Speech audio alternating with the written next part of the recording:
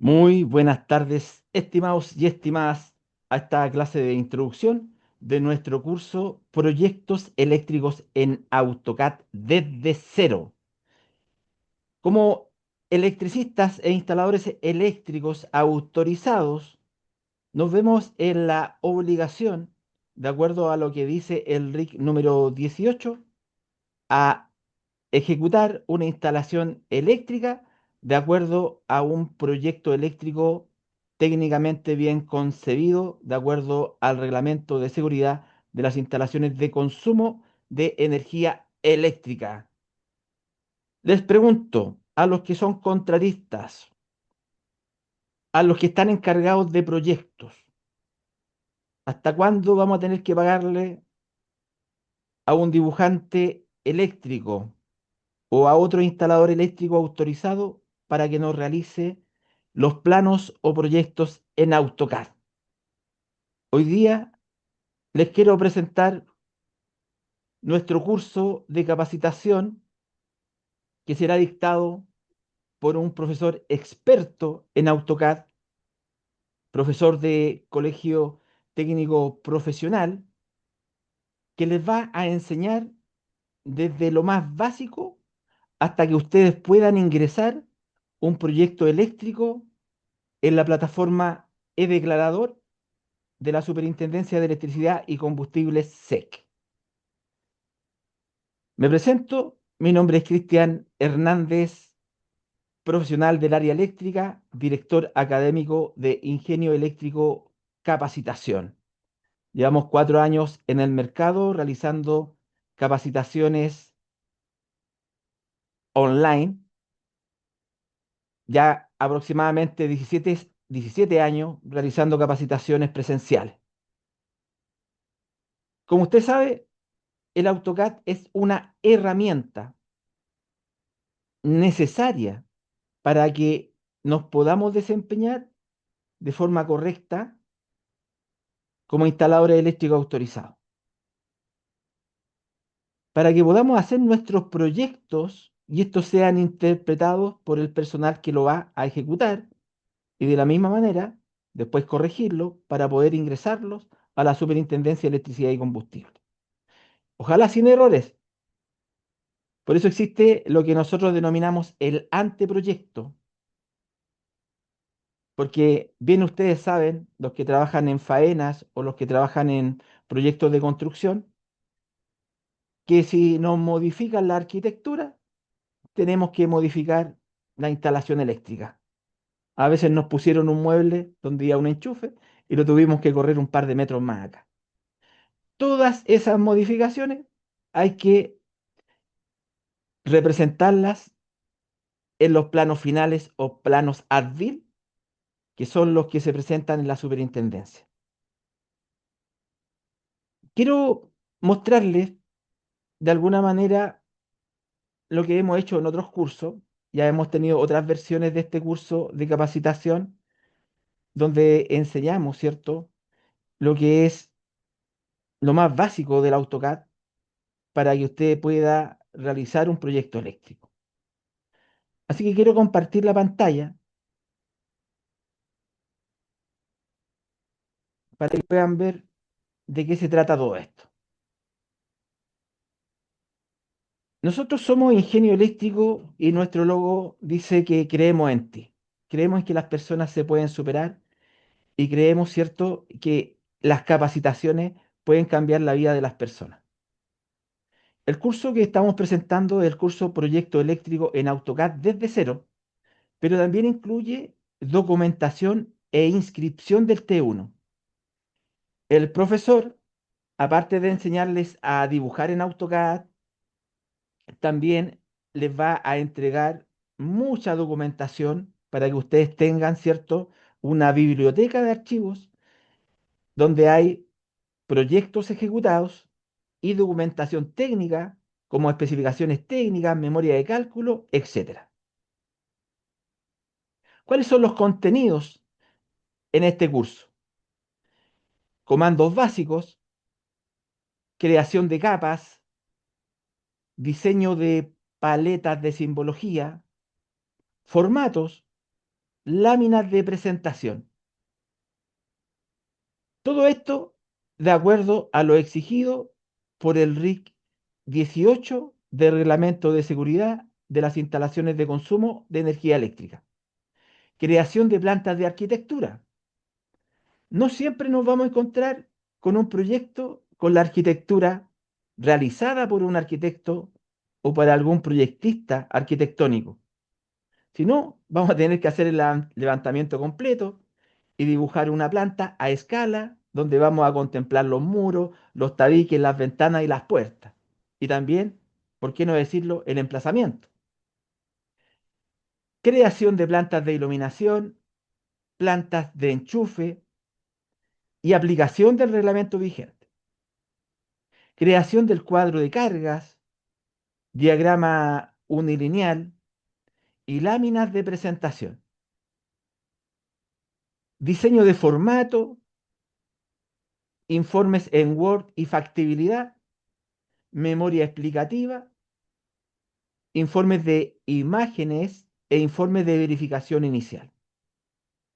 Y también el procedimiento para inscribir un T1.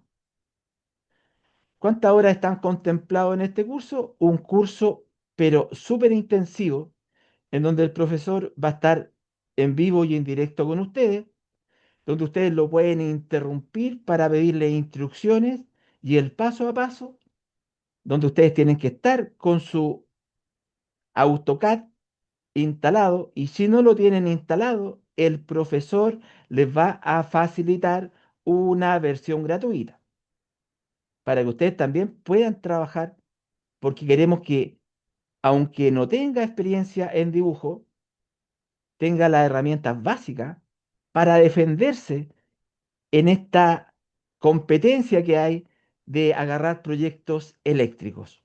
¿Y qué mejor que entregar todo el servicio? En 21 horas, usted va a estar, pero pegadísimo al computador, siguiendo las instrucciones del profesor y siguiendo el paso a paso. Las fechas que tenemos contempladas es en agosto, partimos con la clase de hoy día, que es el 9. Tenemos clases los días martes, jueves y sábados. De acuerdo a la disponibilidad del profesor, tenemos clases los días martes de 20:45 a 22:45. Los días jueves de 19:30 a 21:30. Esta se podría modificar en caso que sea necesario de 20 a 22. Y el día sábado de 18 a 20 horas. ¿Cuáles son los días en que tendríamos las clases? Martes 12, jueves 14, sábado 16, martes 19, jueves 21, sábado 23, martes 26, jueves 28 y sábado 30 de agosto, y una clase el martes 2 de septiembre. Todas las clases van a ser en vivo y en directo, y lo que nosotros vamos a hacer es grabar todas las clases y las vamos a subir a un grupo de WhatsApp para que usted también en sus tiempos libres la pueda revisar. En el mismo grupo de WhatsApp, usted también puede hacer sus consultas y también plantear sus inquietudes con respecto a los proyectos eléctricos.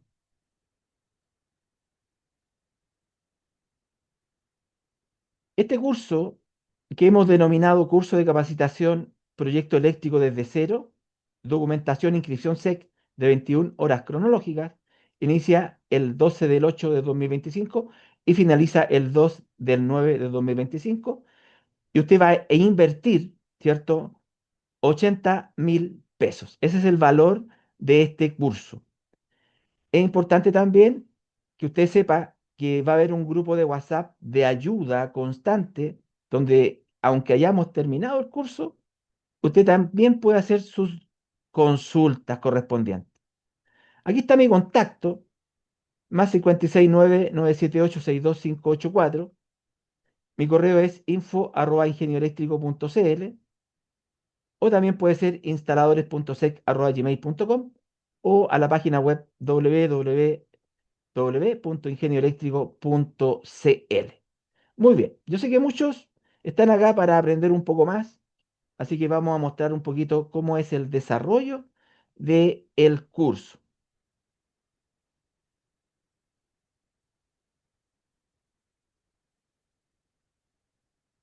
Muy bien. Acá les quiero mostrar eh, nuestra, nuestro canal de YouTube, donde nosotros vamos subiendo todas las clases que son de acceso exclusivo para los participantes de nuestro curso. Nosotros ya tenemos aproximadamente, vamos a ver acá, 732 clases subidas a nuestra plataforma de YouTube, pero usted va a tener acceso exclusivamente con un código para las clases de este curso. Vamos a ver algunas clases, algunas partes de algunas clases que hemos desarrollado con el curso de proyecto eléctrico en AutoCAD. Así que voy a compartir algunas pequeñas pinceladas para que ustedes vayan viendo cómo se desarrolla la clase.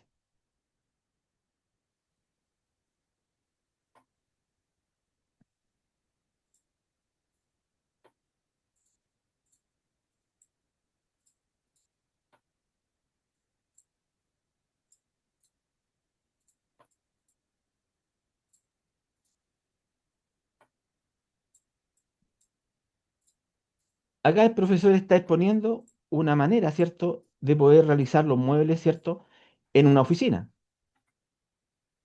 Obviamente él les dio las Profe, instrucciones dígame. anteriormente a los alumnos. Mire, yo estoy con las puertas ya, todavía, ¿Ya?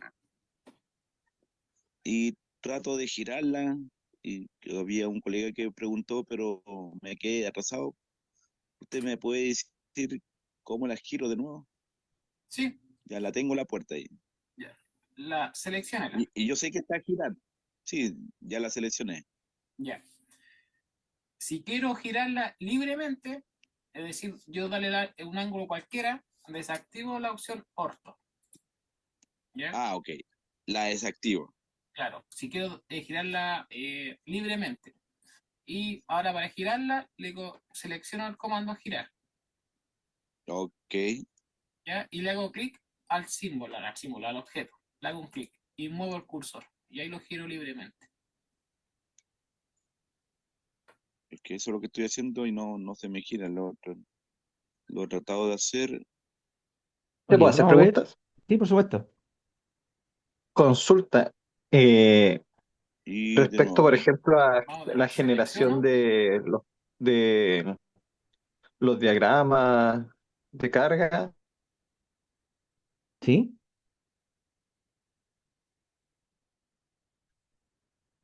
Te van a hacer el paso a paso hasta desarrollar un cuadro de carga, un diagrama unilineal, ¿cierto? Acá se están dibujando, por ejemplo, en esta clase, Vida. a dibujar los enchufes. Selecciono visibilidad y lo voy a colocar acá, por ejemplo. Este es el primero. Ahí. Una vez que haya colocado el parámetro, ¿ya? Una vez que hayan colocado el parámetro, me voy a editor de bloques, acá arriba, y coloco estado de visibilidad. Le hago clic y se me va a abrir esta ventana. Acá le voy a colocar nuevo. ¿Ya? Acá le voy a colocar uno, vale, enchufe, doble creo que era. Doble. No, era de 10 amperes. Aceptar. Me voy con el otro, que sería un enchufe triple. Enchufe triple de 10 amperes. Aceptar. Me voy con un enchufe simple, 6 amperes. Aceptar. El otro sería un enchufe doble de 16 amperes. Aceptar. Después vendría el último, enchufe triple, 16 amperes, ya, aceptar. y el de arriba lo voy a eliminar, suprimir. ¿Ya? ¿Dudas? ¿Consultas? Ok, bueno, lo que quiero demostrar con esto son algunas clases que se hicieron anteriormente en otros cursos, eh, y quiero también demostrarle a ustedes que es una clase en vivo y en directo, y ustedes le pueden preguntar directamente al profesor sus inquietudes. O sea, si no entienden algo, ustedes pueden interactuar directamente con el profesor, no hacer una exposición donde el profesor habla y muestra, sino que van a tener la opción de, profesor, le quiero hacer esta consulta. ¿Cómo se hace esto? Acá tenemos otra clase donde el profesor está explicando los diagramas unilineales. Curva B, ¿ya? Y en este caso es 1, agregar. Y los otros son, tengo 1, 2, 3, 4 de 10. Un polo de 10 y 4, agregar. Y tengo 2 de 16. Un polo 16, curva C y son 2, agregar. Y ahora me voy a los diferenciales. Acá abajo igual me dice cambiar a interruptor diferenciales. ¿Ya? Puedo ir, seleccionar ahí o me voy acá. Interruptor diferencial. Y ahí serían 7. Entonces, de 2 polos de 25, tipo AC, 30.000 amperes, ¿ya? Y son 7. Agregar y cerrar. Después tengo habíamos colocado una barra, parece. Sí. Acá en producto de cableado, repartidores, ya voy a colocar una de 3 polos, de 125 me está dando, de 16 salidas. En este caso sí estaría muy bien. Agregar. Y le habíamos agregado, creo, las borneras Viking. Sí. Unas borneras. Borne adicional. Ya en locales de 4 milímetros. Y serían. Ay, acá, son 7 circuitos. 2 de 3. Serían 21. Ya acá puedo escribir 21. Agregar. Cerrar. Creo que eso era. Me voy acá a ordenamiento. Ya este lo voy a bajar aquí. Porta fusible. El general. Iluminación. Bueno, ahí estarían todos ordenados. Y abajo los diferenciales. Todo. Ahí. Después, bueno, en esquema me entrega acá ya un diagrama envolvente. Selecciono acá un tablero. Ya ahí puedo ir buscando. Voy a escoger cualquiera acá. Creo que fue ese. Y le coloco visualización. Ya. Ya, esto lo voy a exportar al CAD. Ya me voy a generar, exportar en DXF, Enter. Ya lo voy a guardar en escritorio. Tablero. Guarda. Guarda.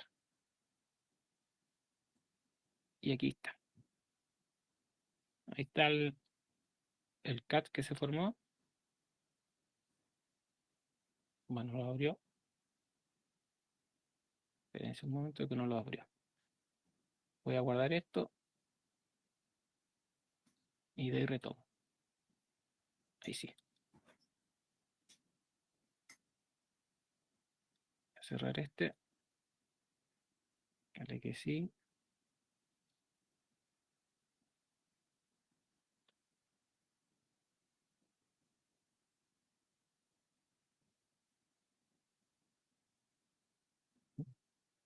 Bueno, aquí la teníamos ya elaborado. Entonces dejen buscar dónde quedó el archivo, porque no. Ok, ahí el profesor está enseñando, ¿cierto? A utilizar el programa de Legrand, para que ustedes puedan hacer la presentación de los tableros, ¿cierto? Ahí pueden ustedes calcular el 25% de espacio disponible, ¿cierto? Como hay los rieles DIN, ¿cierto? No solamente No, de, no, de que nosotros trabajemos con el AutoCAD, sino que también todos los programas que nos van a facilitar las tareas para que presentemos un proyecto más profesional. Ok, les quiero mostrar ahora cómo quedaría un proyecto. Acá tenemos un proyecto de una vivienda. En este caso es una casa de una parcelita. Tenemos la planta de iluminación. Acá lo estoy mostrando en PDF. Lo voy a agrandar un poquito para que ustedes vean los detalles. ¿Cómo quedaría un proyecto eléctrico? Con la simbología de acuerdo al RIC número 18. Bueno, acá tenemos una serie de informaciones. Como se trata de un proyecto para construcción, aparecen algunos detalles que tendrían que ir en la especificación técnica del proyecto. Por ejemplo, acá dice que los materiales que requieren certificación para su uso deben ajustarse a las exigencias para locales de reunión de personas, en caso que sea necesario. Un cuadro de simbología, que es la simbología que se está usando en el proyecto. El croquis de ubicación, donde hay que incluir la georreferencia, las coordenadas, la ficha de inscripción o folio de inscripción o registro SEC, y también todo lo que tiene que ver con la rotulación del título del proyecto, la ubicación del proyecto, aceptación propietario, el orden de lámina, la escala, la fecha y los datos del instalador eléctrico autorizado. Eh, una nota que destaque que los materiales que requieren certificación para su uso cumplen con este requisito. Acá hay algunos detalles de instalación, acompañado con detalles del RIC número 10. Por ejemplo, las uniones y derivaciones que sea necesario hacer en los conductores de un circuito de alumbrado se ejecutarán siempre dentro de caja. No se permite hacer la alimentación denominada de centro a centro. Notas técnicas para que la persona que lo está construyendo sepa lo que hay que hacer. Acá tenemos ejemplos de conexión de módulos de interruptores, detalles técnicos, ¿cierto? Que es para darle un valor agregado a nuestro proyecto. Cosa que el cliente vea nuestro proyecto y diga, wow, mira que quedó hermoso. A lo mejor puede que no sea electricista, pero cuando ve algo así, un cliente, déjame decirte que queda impactado. Acá tenemos el proyecto en la lámina de enchufes. También existen algunos detalles técnicos, detalles de conexión, detalles de montaje. Siempre van los detalles técnicos para que la persona que está construyendo cierta no cometa errores. De todas maneras, nosotros como proyectistas eléctricos o instaladores eléctricos autorizados por la SEC, estamos obligados a supervisar a los maestros. O bien la supervisión para nosotros mismos. Nosotros tenemos que hacer las cosas bien, de acuerdo a lo que estipula la norma eléctrica vigente, que recordemos que se llama Reglamento de Seguridad de las Instalaciones de Consumo de Energía Eléctrica. Y en base a eso, nosotros tenemos que proyectar la instalación eléctrica. Antes de empezar a poner enchufes, interruptores por cualquier lado, el RIC 18 nos dice claramente que toda instalación eléctrica debe contar con un proyecto. O sea, tenemos que pensar y calcular cómo tiene que ser esta instalación para que usted lo tenga presente. Luego vamos a estar revisando lo que dice el RIC número 18 al respecto.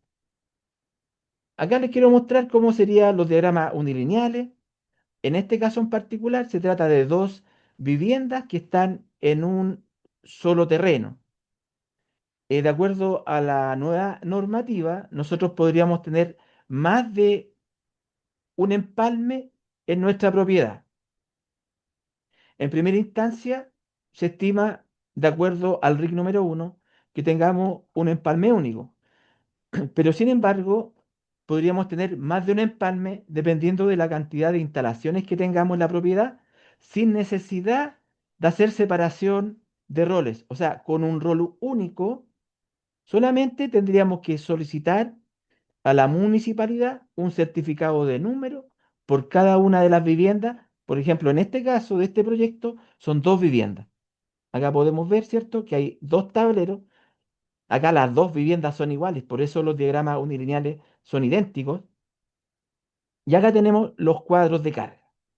Acá hay algunas preguntas. Buenas tardes, Gustavo. Entonces, enseña a hacer los cálculos y todo. Sí, señor. Dirección de obras municipales, dice Alex. Claro, exactamente.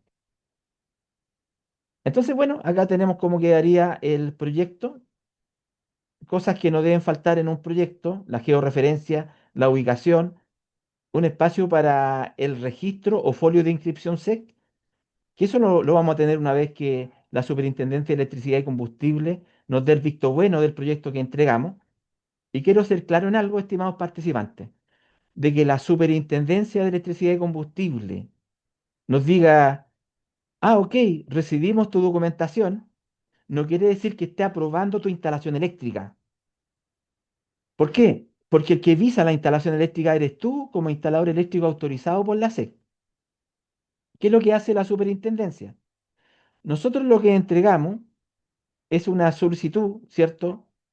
En donde nosotros estamos entregando una documentación que va acompañada con plano, con memoria de cálculo, con especificaciones técnicas, con informe de imágenes cuando corresponde, etcétera, etcétera.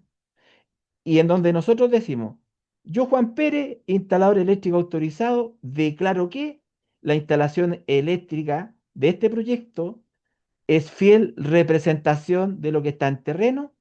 Declaro que hice todos los ensayos necesarios de acuerdo a los pliegos técnicos y declaro que es una instalación segura. O sea, acá el que está avisando la instalación es el instalador eléctrico. Por eso se llama instalador eléctrico autorizado por la SEC. La SEC está trabajando en forma de darle fe a usted, confiando en usted, para que usted declare lo correcto. Ahora, ¿qué es lo que pasa con la superintendencia?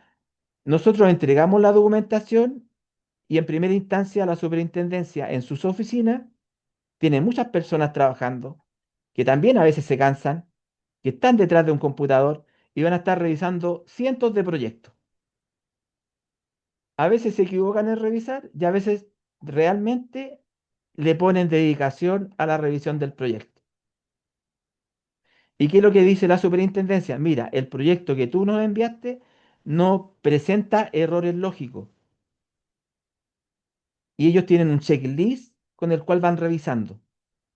Pero de todas maneras, la superintendencia tiene la autorización para ir a revisar la instalación eléctrica durante su desarrollo, una vez que tú ingresaste el T1 y mucho tiempo después que se haya terminado la instalación eléctrica. O sea que eso no hace responsable al instalador eléctrico que está suscribiendo y al cliente, al propietario de la instalación, como responsable de esa instalación eléctrica. Y no hay un tiempo de 5 años como muchos andan diciendo por ahí, porque han existido casos de colegas que han sido ubicados después de 10 años en que se ha realizado la instalación eléctrica. ¿Por qué? Por algún problema, una electrocución, un amago de incendio que se produjo en la instalación eléctrica. Después viene toda la investigación y por eso es importante el proyecto, que el proyecto que nosotros estamos presentando a la superintendencia sea fiel reflejo de la realidad. Por eso existen los planos ADVIL, existen los anteproyectos, que es para empezar a construir y sabemos que a medida que empieza la construcción van a haber cambios. Un enchufe menos, un enchufe más, distancias, dimensiones, etcétera. Bueno, acá estamos viendo esta lámina que tiene que ver con el diagrama unilineal, que este se hizo con el programa de Legrand, y acá tenemos los cuadros de carga que se hacen en Excel. Entonces, tú puedes ir editando el Excel para que te haga los cálculos de inmediato. Por ejemplo, acá tenemos potencia, ¿cierto? Y te va a multiplicar la potencia por la cantidad de centros y te va a dar el valor de la potencia total por cada circuito. Si tú lo sabes programar bien, también te va a dar la corriente.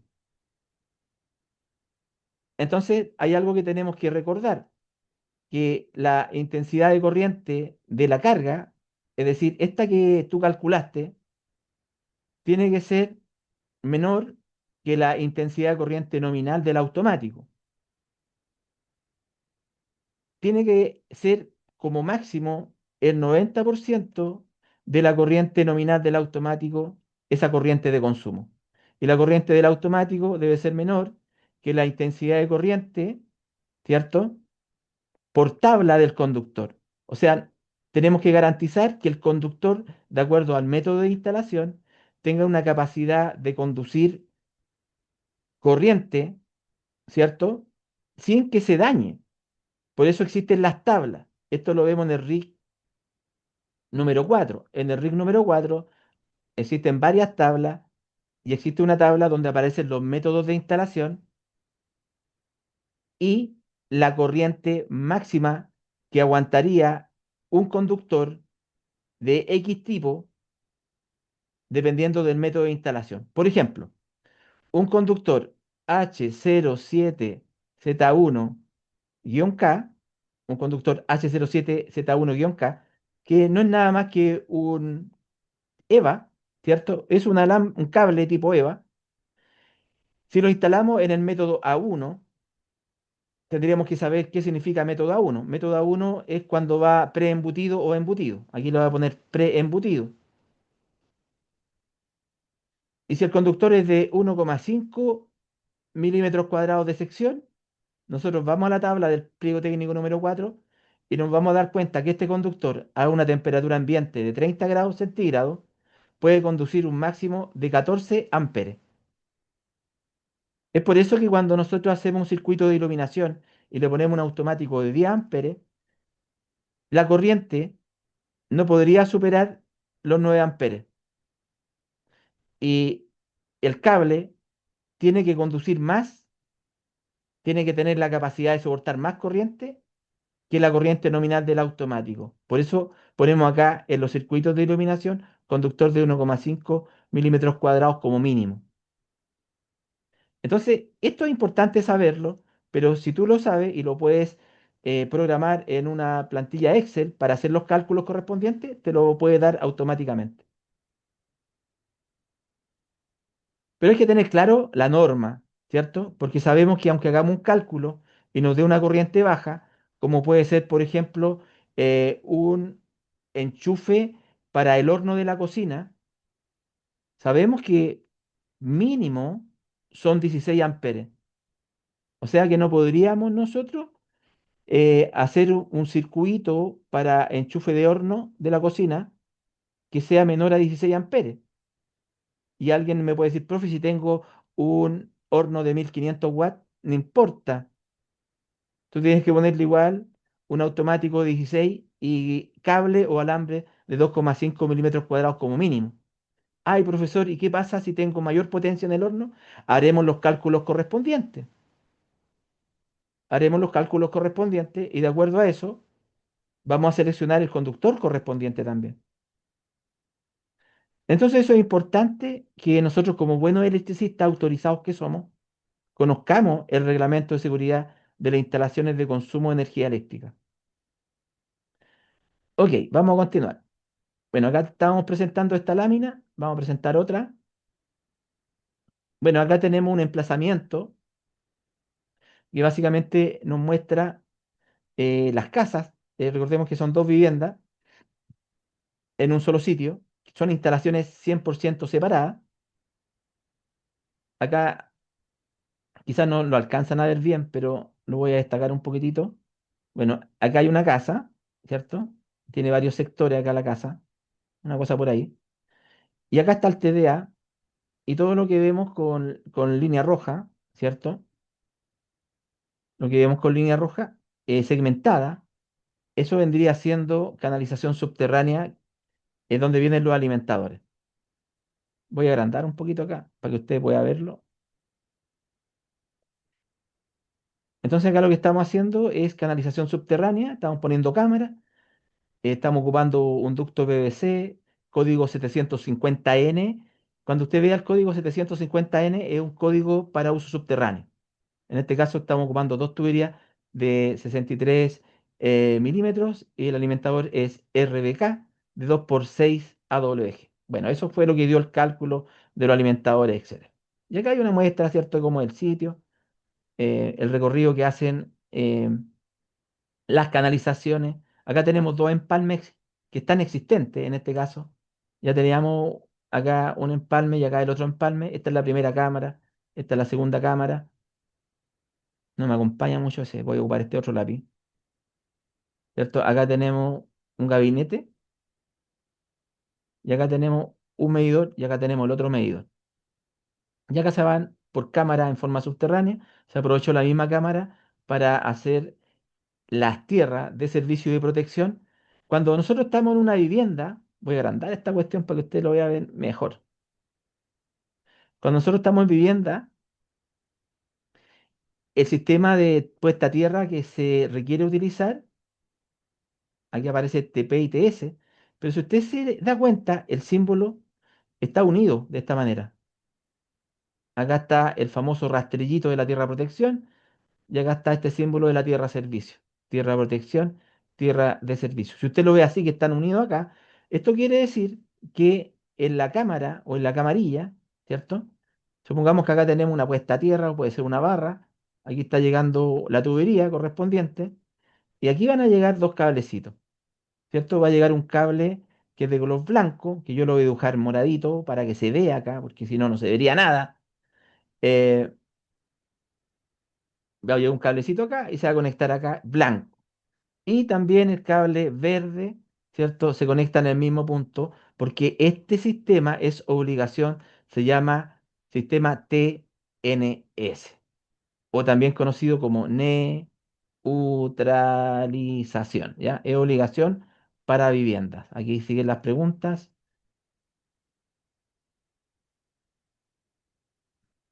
Son dos cámaras diferentes, ¿ya? Son dos cámaras diferentes. Neutro, tierra de protección, tierra servicio, neutro, tierra servicio, dice.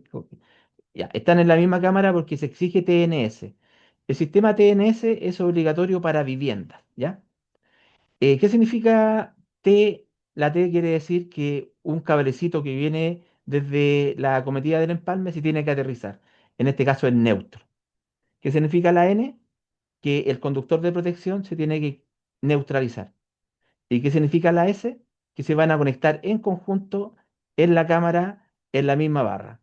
Esto se hace en la camarilla o en la cámara. Eso es obligación de acuerdo al pliego técnico número 6. Hay que conocer, ¿cierto? Recordar los pliegos técnicos. Ok, y acá les quiero mostrar el proyecto de una cabaña. Eh, bueno, este proyecto de la cabaña es un proyecto para estudio que tiene varios detalles y defectos. Pero lo que quiero mostrar, este trabajo lo hizo el profesor, que va a ser el profesor del curso, justamente para que ustedes puedan revisar los detalles, las faltas normativas, etcétera. Pero hay algo que siempre tiene un valor agregado, que es esto. Por ejemplo, acá nos está mostrando un diseño del tablerito. Mira, mira que queda bonito esto. Si un cliente ve esto, le va a decir, mira que está bonito. No es obligación hacerlo, pero siempre es importante darle un valor agregado a tu proyecto. De la misma manera, acá dibujó, ¿cierto? Una casita, que es la cabaña. Acá está un detalle de la cabaña. También lo dibujó acá. No era obligación hacerlo, pero también, ¿cierto? Da crédito a un trabajo que va a ser más valorado por el cliente. Nosotros cuando terminamos este proyecto, porque esta versión no es la definitiva, el cliente quedó muy satisfecho. Ellos tenían casi un fondo cerca de la playa y querían construir muchas cabañas para arrendar. Y este fue el proyecto que se licitó y nosotros nos ganamos el proyecto eléctrico. Como les digo, este proyecto que está acá, que les estoy mostrando, no es el definitivo, tiene errores y nosotros lo dejamos así para que los alumnos lo puedan corregir. Por ejemplo, acá hay un detalle, mira, dice puesta a tierra, neutralización, dice 2 barras Cooperwell de 5 octavos por 1,50 m de largo. Dicen dos conductores de 6 milímetros cuadrados RBK, separadas 3 metros entre ellas, pero hay un detalle. Dice que ambas barras se unirán a través de un cable de nudo de 25 milímetros cuadrados como mínimo y se conectarán a la barra a través de termofusión y deberá quedar una de ellas registrable. Ah, pero ¿cómo hago eso? Dice el maestro, ¿cierto? El maestro puede decir, ay, ¿cómo hago esta cuestión? Bueno, así hazlo. Acá está el detalle y acá se le está explicando, mira, hazlo de esta manera. Entonces, a donde está la camarilla va el registro.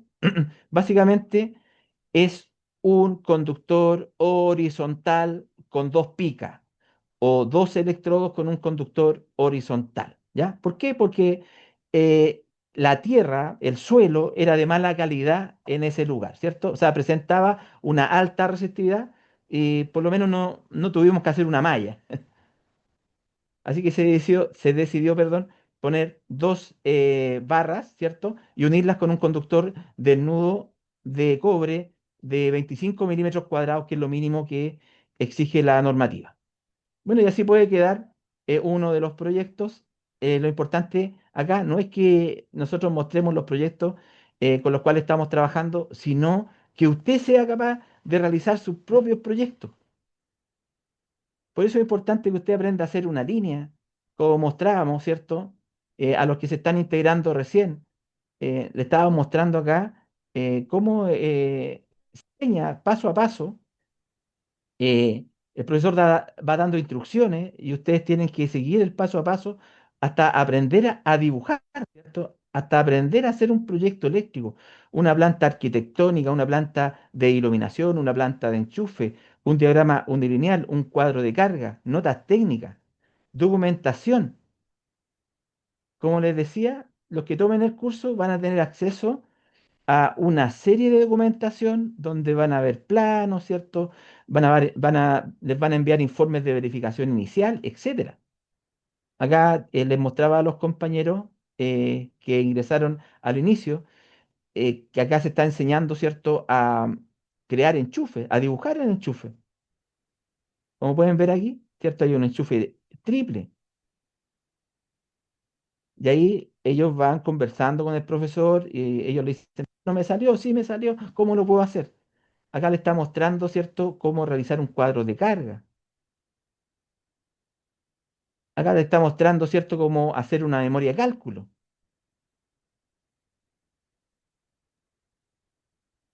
Aquí está la base técnica, ¿cierto? Normativa. Acá le está mostrando un ensayo de medición de resistencia puesta a tierra. Y acá le está mostrando cómo ingresar un T1. Entonces, este curso es un curso súper intensivo, ¿cierto? Que nosotros necesitamos que haya un mínimo de participantes interesados en participar, porque esto ya empieza ya el día martes. Como les contaba en el inicio, vamos a volver a mostrar esto. Estas son las fechas que tenemos nosotros de inicio. El 12 iniciaríamos con este curso de lleno con el profesor. Como les decía yo, les puede enseñar a descargar o les puede enviar una versión de AutoCAD en caso que usted no la tenga, para que pueda estar en el curso 12, 14, 16, 19, 21, 23, 26, 28, 30 y el 2 de septiembre. El día martes las clases son de 20:45 a 22:45, el jueves de 19:30 a 21:30 y el sábado de 18 a 20 horas. Entonces, recuerde que este curso tiene un valor de 80.000 pesos, un curso intensivo, donde no solamente va a aprender a hacer un proyecto eléctrico desde cero, sino que también va a aprender de documentación y la inscripción del SEC. La inversión son 80.000 pesos. Aquí está mi número de contacto para los que no me conocen, más 569-978-62584, info@ingenioeléctrico.cl, para que me escriba ahí, o bien me puede escribir por WhatsApp, es donde estoy más pendiente ahí, con el teléfono ahí en el bolsillo está sonando.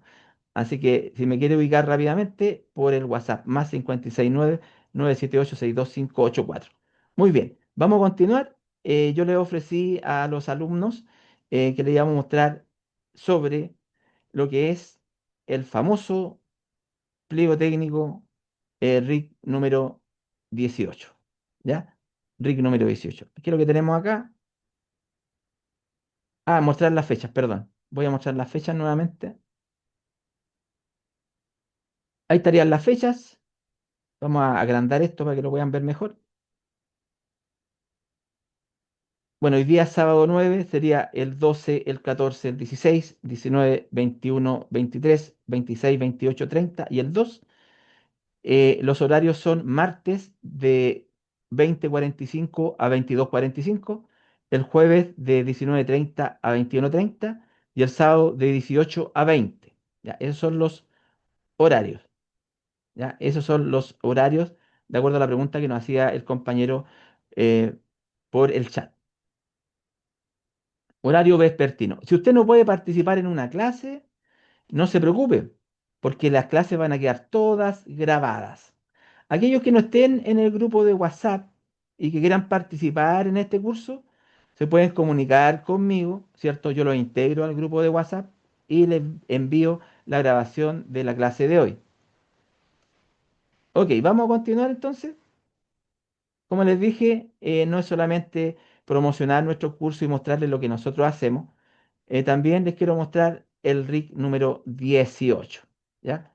Vamos a hablar un poquito de por qué es importante tomar este curso. Porque tenemos que presentar nuestros proyectos. En todas las presentaciones de la SEC aparece esta imagen que nos muestra los pliegos técnicos normativos y nos destaca el pliego técnico y la norma que está reemplazando. En este caso, el pliego técnico número 18 reemplaza la norma 2 del 84. Más que reemplazarla, hizo algunos cambios. Yo creo que la norma 2 del 84 quedó aproximadamente un 80% inmersa en el RIC 18. Ya sabemos que el objetivo de este pliego técnico es establecer las disposiciones técnicas que deben cumplirse en la elaboración y presentación de proyectos de las instalaciones de consumo de energía eléctrica del país. El alcance y campo de aplicación, las disposiciones de este pliego técnico serán aplicables a los proyectos de todas las instalaciones de consumo de energía eléctrica en adelante e indistintamente instalaciones que se elaboren con el objeto de ser posteriormente ejecutados y presentados ante la superintendencia. Si ustedes se dan cuenta, primero se hace el proyecto y después se ejecuta, no al revés. ¿A cuántos de ustedes lo han llamado para que haga el T1 y ni siquiera hay proyecto y tiene que estar haciendo el levantamiento, revisar si todo está bien hecho? Trabajan al revés.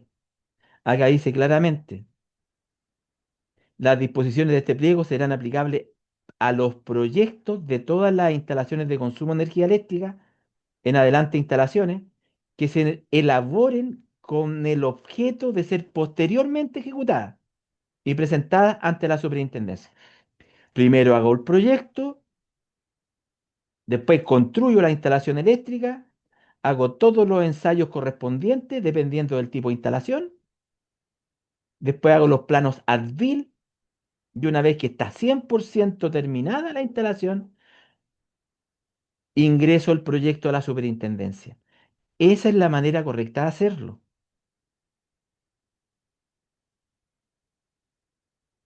Profesor, ¿qué pasa cuando declara un T1 con planos de casa que no existen en parcelación? Es una falta gravísima, Alex. ¿Ya? Si, por ejemplo, un instalador eléctrico miente en la declaración y, por ejemplo, aún no se construye nada, es una falta gravísima que incluso le puede costar la licencia. Pero lamentablemente la superintendencia no tiene el suficiente personal para poder revisar todas las instalaciones, menos vivienda. Siempre se van a instalaciones de empresa, a instalaciones fotovoltaicas y una que otra vivienda. Toda instalación de consumo de energía eléctrica debe contar con un proyecto, toda, el cual debe ser desarrollado de acuerdo con las normas y los pliegos técnicos aplicables de este reglamento, de modo de asegurar que la instalación construida de acuerdo con este no presente riesgo a los usuarios, proporcione un buen servicio, permita un fácil y adecuado mantenimiento y tenga la flexibilidad necesaria para permitir ampliaciones y sea eficiente. Por eso es que nosotros en los tableros hablamos del 25% de espacio disponible, en los rieles DIN, en las barras de distribución. Por eso es que nosotros en las cajas de derivación dejamos chicotes de 15 centímetros, para que tenga flexibilidad para permitir ampliaciones. Ahora, toda ejecución de un proyecto de instalación de consumo de energía eléctrica deberá ser realizada y declarada ¿por quién? Por un instalador eléctrico autorizado en la clase que corresponda. Clase A, clase B, clase C o clase D. Dichos profesionales serán ante la superintendencia los únicos responsables de la presentación y del contenido de los documentos correspondientes a la instalación de consumo de electricidad ejecutada, sin perjuicio de las responsabilidades reglamentarias y judiciales del propietario. Acá es muy importante saber que cuando usted ingresa a un proyecto y la SEC lo recibe conforme y le dice, ya ahí obtuviste el T1, ¿para qué es ese trámite? Para un empalme nuevo, para un aumento de capacidad o para la municipalidad. El arquitecto te lo puede estar pidiendo. Entonces la superintendencia dice, ah, ok, tal cual me lo mandó Juan Pérez, instalador eléctrico autorizado, así debe ser. Entonces resulta que va pasando el tiempo, pasan los años, y el propietario puede hacer una ampliación y contrata a un maestro chasquilla por ahí, pero déjeme decirle que cada modificación que realicemos en la instalación eléctrica, por ejemplo, este caso de una ampliación, debe considerarse como un aumento de capacidad y se debe declarar un nuevo T1. Ahora, ¿qué pasaría si hicieron esa ampliación y comienza un incendio por falla eléctrica? Bueno, lo primero que van a hacer es llamar por teléfono al último instalador eléctrico que declaró en esa instalación. Después viene la investigación y se van a dar cuenta que hubo una ampliación que no se declaró y que fue el producto del siniestro. Acá las responsabilidades judiciales son para el propietario.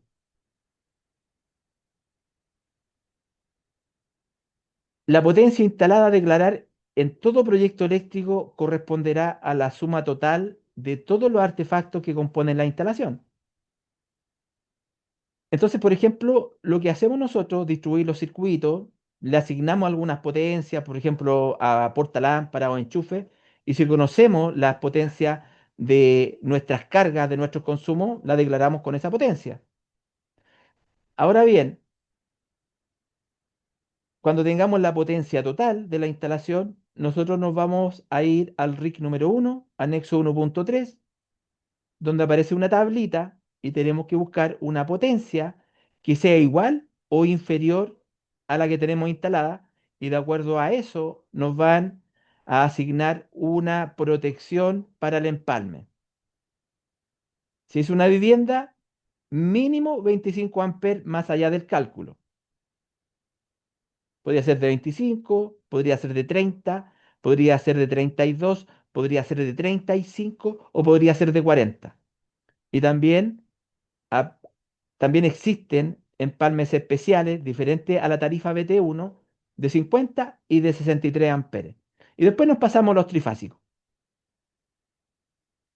La capacidad del empalme se determina considerando la potencia instalada total corregida por los factores de demanda indicados en la sección 6 del pliego técnico normativo RIC número 3 y los correspondientes factores de corrección relacionados a las condiciones de diseño y funcionamiento de la instalación.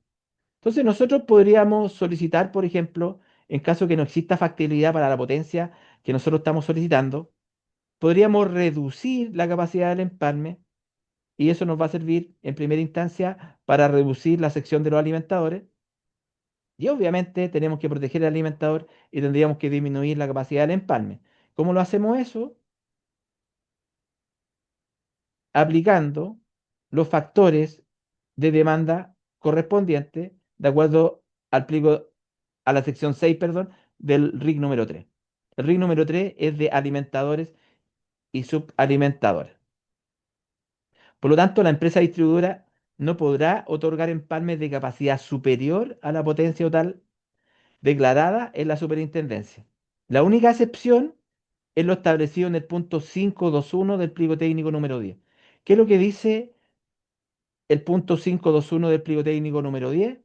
Dice que en una vivienda, casa, aunque sea una media agua o un gran chalet, una mansión, un departamento, cualquier construcción que sea para destino habitacional, mínimo se le asignan 25 amperes en el medidor. Esto a contar del 12 de julio del año 2021. Ahora, si su casa o su vivienda es anterior a esta fecha y tiene un automático de 16 amperes en el medidor, no vaya a reclamar a la superintendencia, no vaya a reclamar a la compañía eléctrica. Esto aplica desde julio del año 2021 en adelante. Otra cosa importante, y de acuerdo a la pregunta que nos hacía nuestro compañero, que nos decía el tema de las parcelas, ¿cierto? Déjame revisar la pregunta. Cuando se declara ante uno con planos de casa que no existen en parcelación.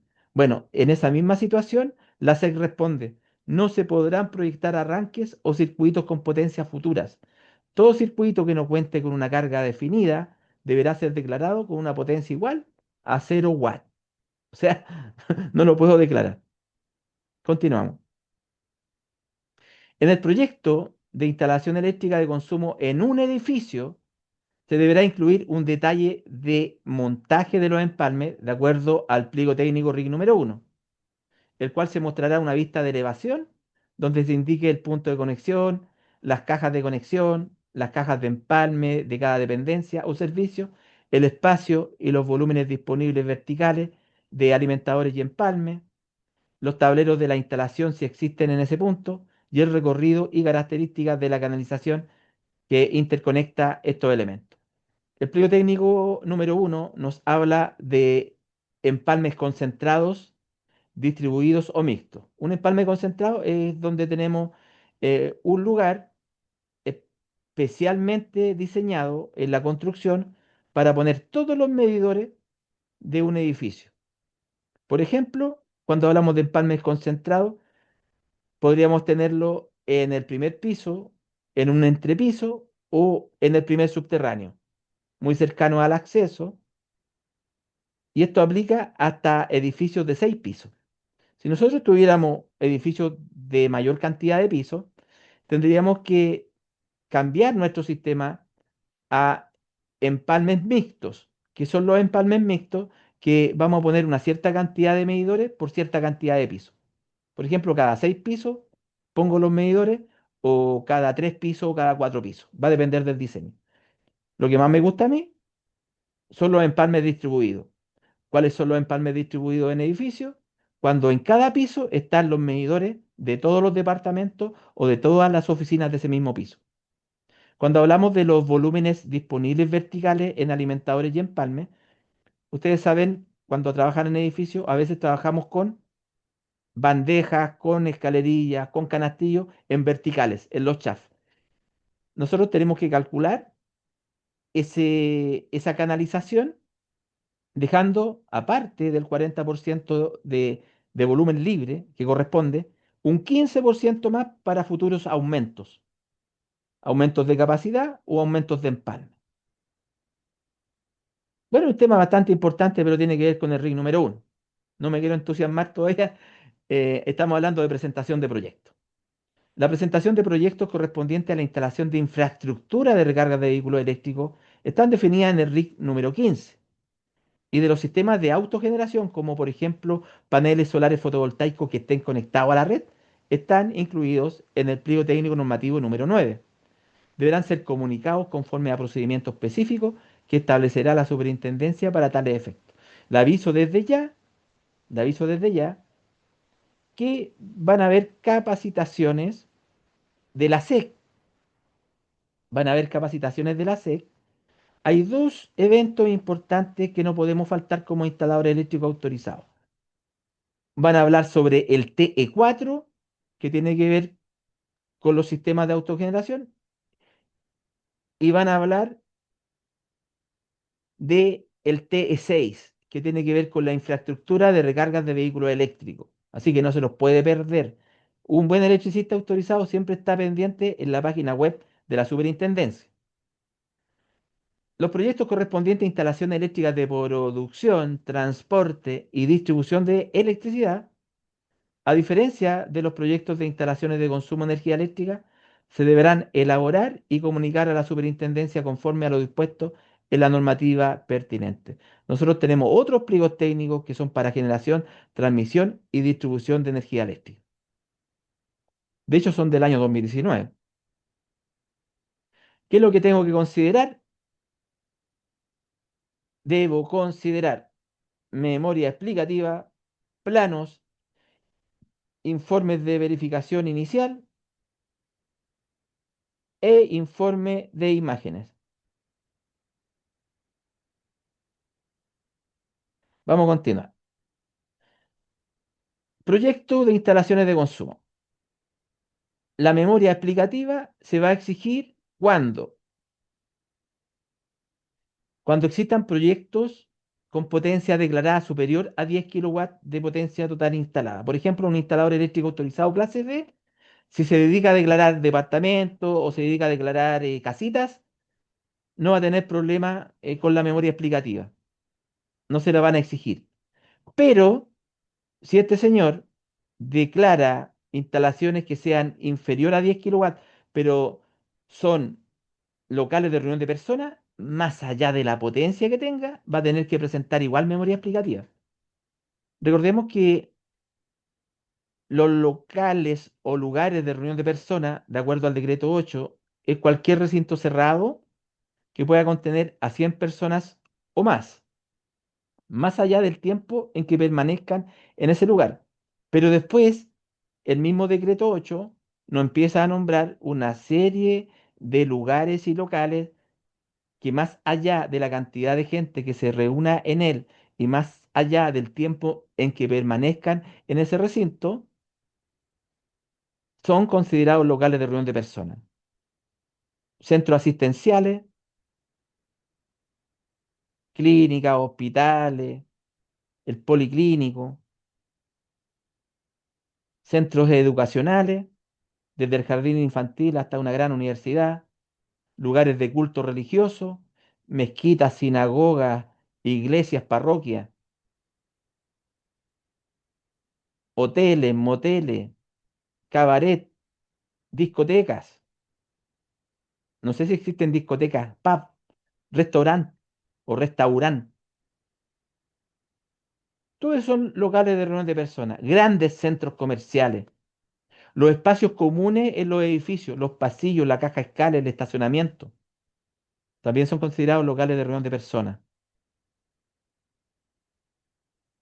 Ok, también en edificios y conjuntos habitacionales, locales de reunión de personas, en ambientes explosivos y en empalmes de media tensión, que se exige memoria explicativa. En la memoria explicativa van los cálculos justificativos, que tengo que incluir análisis de carga, cálculos de las intensidades de corriente, cálculos de alimentadores y conductores, cálculos de canalización, sección, tipo y código utilizado. Recordemos, estimados participantes, que ahora los ductos, las tuberías, tienen tienen un código de 12 dígitos, el cual el fabricante incluye los cuatro primeros dígitos. Entonces, de acuerdo al método de instalación o al método de montaje, va a tener un código. No, no sirven todas las tuberías para todos los usos. No es lo mismo instalar una tubería en forma subterránea que una tubería preembutida. Una tubería subterránea va a estar expuesta a la compresión de todos lugares. Por eso tiene que ser con el código 750N. Pero una tubería que va preembutida va a estar expuesta a que le caiga cemento, a que le pongan un vibrador, una sonda, ¿cierto? O sea, las condiciones son diferentes. Por eso es importante que usted conozca el RIC número 4 también. El código utilizado. Cálculos de las caídas de tensión de alimentadores y circuitos finales. Recordemos que los cálculos de la caída de tensión, la norma nos dice en el mismo pliego técnico número 3 que el voltaje de pérdida no puede ser superior al 3% del voltaje nominal, siempre y cuando en el punto más desfavorable de la instalación, que puede ser en un circuito final, en el último enchufe o la lámpara más lejana, siempre y cuando en ese punto el voltaje de pérdida no supere del 5% del voltaje nominal. Análisis de distancias de seguridad cuando corresponde, ¿cierto? Cálculos de cortocircuito o certificados de niveles de cortocircuito emitidos por la empresa eléctrica de distribución. Esto es sin costo, se solicita y es obligatoria cuando el proyecto es mayor a 10 kilowatts. Para potencias superiores a 20 kilowatts y empalmes en media tensión, te van a pedir también estudio de coordinación y selectividad de protecciones, cálculo y diseño de sistemas de puesta a tierra y cálculos de iluminación. La memoria explicativa. En la memoria explicativa tengo que poner las especificaciones técnicas, es donde voy a incluir los respectivos certificados de los productos. Nosotros sabemos como buenos electricistas que tenemos que trabajar con material que esté certificado. Eso quiere decir que pasaron por un laboratorio y le hicieron pruebas y ensayos y los superó. Por eso, de todas maneras, hay que incluir los respectivos certificados de los productos. Dentro de las especificaciones técnicas, se deberá describir el sistema de puesta a tierra con sus detalles, ubicación física, sección del conductor, tipo de conductor, longitud, conexiones con conductores que ingresan, tipos de uniones empleadas, puntos de puesta a tierra accesible o camarillas de registro, y su tipo de conexión, si es media tensión, baja tensión o baja tensión solamente. Y también sus interconexiones con otros sistemas de puesta a tierra. En un edificio, nosotros podríamos tener más de un sistema de puesta a tierra. Y si tenemos, por ejemplo, tres mallas en un edificio, esas tres mallas a tierra tendríamos que unirlas con un conductor de la sección igual a la malla que se haya construido con el cable más grueso. Y esto se hace para evitar que existan diferencias de potencial entre los dos sistemas de puesta a tierra. Además, hay que recordar la equipotencialidad, es decir, toda estructura metálica en un edificio que pertenece a la construcción y no pertenece a la instalación eléctrica, se va a conectar al sistema de puesta a tierra. Y a esto se le denomina sistema equipotencial. Dentro de las especificaciones técnicas se deberá detallar cómo se calculó el dimensionamiento del recinto del gabinete de empalmes y la forma en que se determinaron las dimensiones del chat vertical. Bueno, esto para un edificio, por ejemplo, cuando nosotros vamos a hacer un empalme concentrado, por ejemplo, vamos a poner solamente un ejemplo. Voy a aprovechar de revisar. Supongamos que este es un muro donde está el recinto de empalme. El recinto de empalme es una zona que tiene que estar cerrada en un edificio que es exclusivamente para empalme eléctrico. Entonces acá vamos a tener una caja donde va a llegar la cometida de la compañía eléctrica y acá probablemente tengamos todos los medidores, ¿cierto?, del edificio. Aquí voy a poner unos pocos, ¿no? Entonces, ¿qué nos dice la normativa?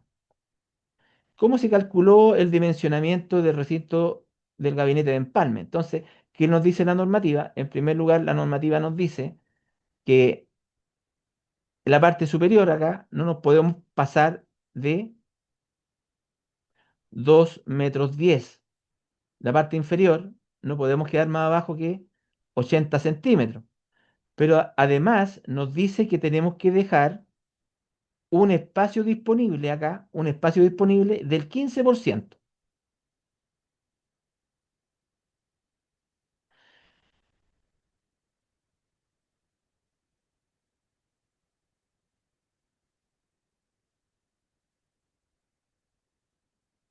Bueno, ahí el tema tarifario es bien, da como para conversar harto, que el compañero nos pregunta por las tarifas.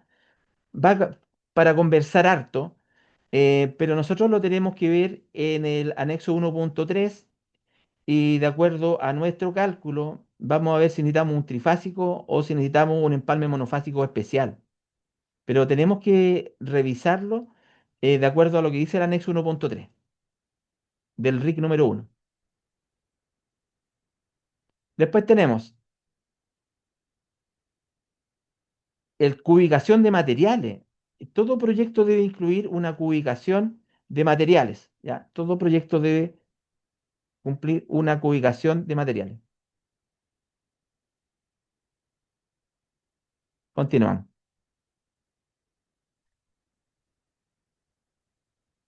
Informe de verificación inicial. Acá nos dice que todo proyecto eléctrico declarado ante la superintendencia deberá contar con un informe de verificación inicial que contenga los resultados de los ensayos y mediciones, de acuerdo con lo indicado en el punto 8123 del pliego técnico número 19, y el detalle de los instrumentos utilizados. Por ejemplo, si nosotros medimos la resistencia puesta a tierra, vamos a utilizar, por ejemplo, un telurómetro.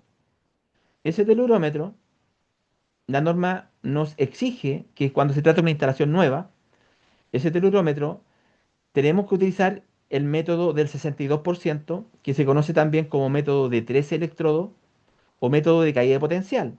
Aparece en el RIC número 6 el procedimiento para poder medirlo. Pero aparte de eso, de realizar la medición, nosotros tenemos que sacar fotografías de aquello, de cómo hicimos las mediciones, junto con el informe técnico, donde nosotros vamos a anotar todas las mediciones que hicimos y el gráfico que realizamos, donde vamos a tener una curva característica, ¿cierto? Que la curva característica de un sistema de puesta a tierra, por ejemplo, acá tenemos la resistencia y acá tenemos los metros y todas las mediciones que se hicieron y los vamos a graficar y me va a dar una curva más o menos así. Y acá se va al infinito y más allá. Acá tenemos resistencia y acá tenemos metros de largo, distancia.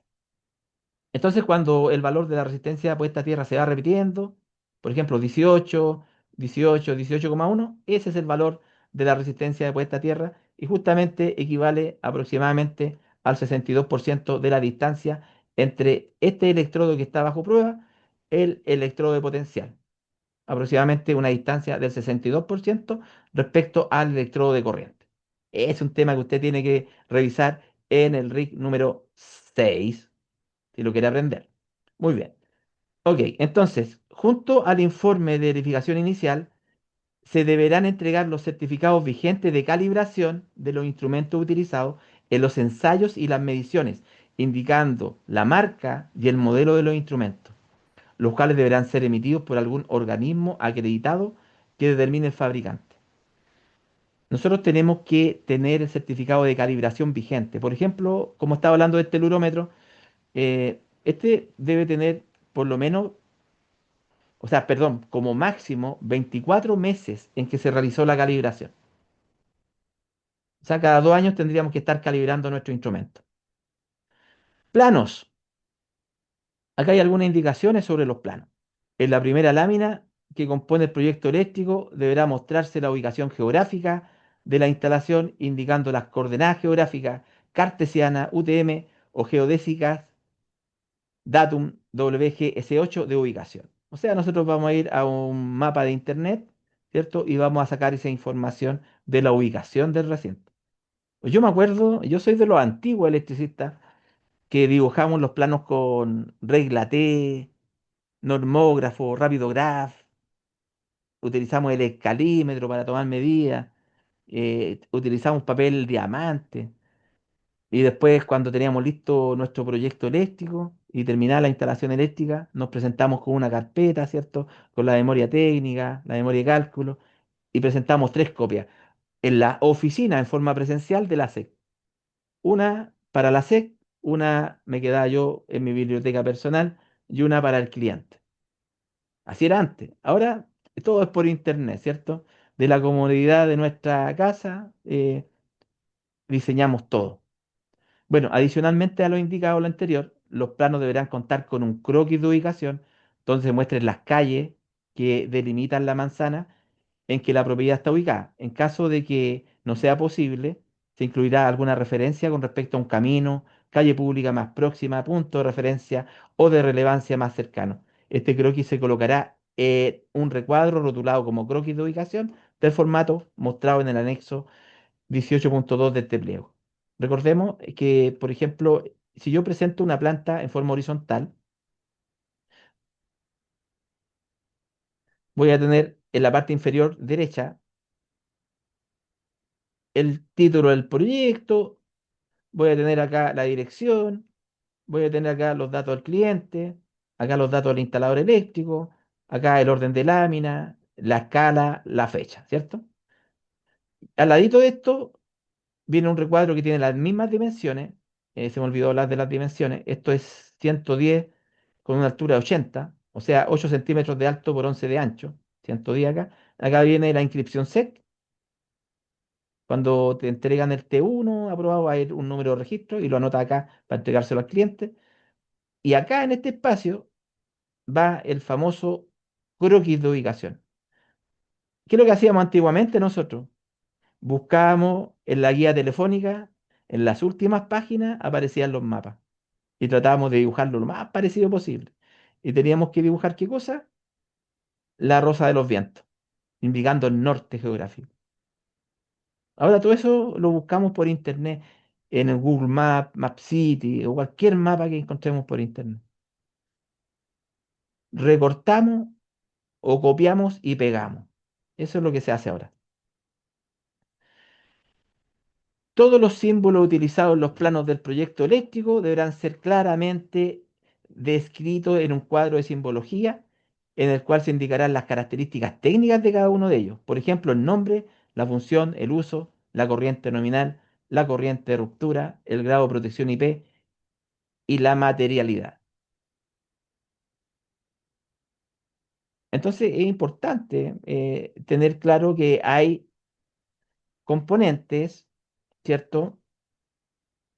O elementos de nuestra instalación que no están simbolizados en la norma. Por eso la superintendencia en el punto 6310 nos dice lo siguiente. Los componentes de una instalación se deberán representar gráficamente en los planos de arquitectura y o topográficos con la simbología indicada en el anexo 18.3. ¿Cuál es el anexo 18.3? Esto que están acá, ¿cierto? Donde aparece la simbología. En caso que el componente no se encuentre en el catálogo de simbología de este pliego, alternativamente se podrá utilizar una simbología distinta o complementaria, la cual deberá cumplir con lo indicado en el punto 639. O sea, que tengo que identificarla en mi plano. Por ejemplo, yo siempre pongo el ejemplo de un foco LED abatible. ¿Dónde encuentro acá el símbolo de un foco LED abatible? Lo tengo que inventar. Pero así como lo inventé o lo busqué en una norma internacional, lo tengo que incluir en mi proyecto en el cuadro de simbología, para que sepan de qué se trata. La información contenida en el diagrama unilineal. El diseño y disposición de acometida, alimentadores y subalimentadores, si es en media tensión o baja tensión, el tipo de protección, corriente nominal, curva de operación, la marca, modelo de la protección, empalme en media tensión, en caso que sea en media tensión, datos técnicos del transformador, condensadores, baterías, acumuladores, grupo electrógeno, si es que existen, detalle de la distribución de los circuitos en media y baja tensión cuando corresponda, además la sección de los alimentadores primarios y secundarios, su canalización y la capacidad nominal de cada uno de los tableros, puesta a tierra, resistencia, tensiones de paso y contacto cuando corresponde, conductores que la conectan, instrumentos y métodos de instalación. Bueno, acá existe un error de la superintendencia, nosotros se los comentamos a ellos, eh, porque aquí se está pisando la cola esta imagen con respecto a lo que dicen los textos de la misma superintendencia en los mismos pliegos técnicos. En este caso en particular tenemos uno, dos, tres, cuatro circuitos. Si se tratara de una vivienda, debe tener un general omnipolar por tener 4 circuitos. Si se tratara de cualquier instalación, más allá de la cantidad de circuitos, debe llevar disyuntor general omnipolar, sí o sí. ¿Qué significa omnipolar? Todos los polos, o sea, una protección termomagnética que corte tanto las fases como el neutro. Ahora, uno de los errores que acá no tiene la luz piloto, ya la imagen no tiene la luz piloto. Ese es un error. Y el otro error que existe acá es que el neutro tiene que cortarse, o sea, en esta barra de neutro que está acá, tiene que ser alimentada, ¿cierto? Aguas abajo del disyuntor general, para que cumpla la norma. Por lo tanto, este sería un error de la normativa, pero los dibujantes, los ingenieros, los técnicos eléctricos que conocen esto, lo corrigen en sus propios proyectos. Entonces, analicemos un poco el diagrama unilineal. Esta línea gruesa que está acá arriba representa la empresa de distribución.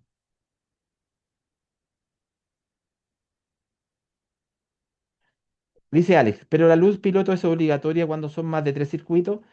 La luz piloto es obligatoria en todas las instalaciones, más allá de la cantidad de circuitos que existan, a excepción de las instalaciones eléctricas domiciliarias, en donde tengamos más de 3 circuitos.